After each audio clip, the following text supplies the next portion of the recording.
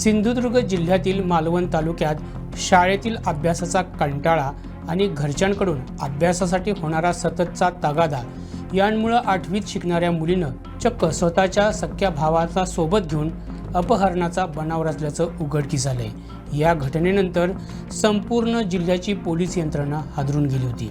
मात्र सत्य समोर आल्यानंतर सर्वांनी सुटकेचा निश्वास सोडला। मालवण तालुक्यातील एका गावातील एका शाळकरी मुलीचं अपहरण झाल्याची माहिती मालवण पोलिसांना तिच्या नातेवाईकांनी दिली होती। त्यानंतर जिल्ह्यातील पोलीस यंत्रणा मुलीच्या शोधासाठी कामाला लागली। ही मुलगी 19 मार्च रोजी लहान भावासोबत दळण टाकण्यासाठी दुचाकीनं घरातून बाहेर पडली होती, पण गाडी वाटेत थांबून तिनं भावाला घरी जाण्यास सांगितलं। तसंच घरच्यांना माझं अपहरण झाल्याचं सांग असं देखील तिनं सांगितलं।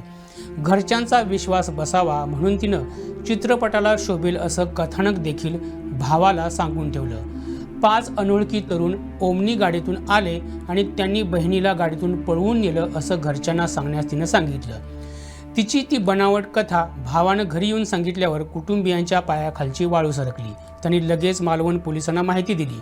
पोलीस देखील चक्रावून गेले। पोलिसांनी संपूर्ण जिल्ह्यातील यंत्रणा अलर्ट केली।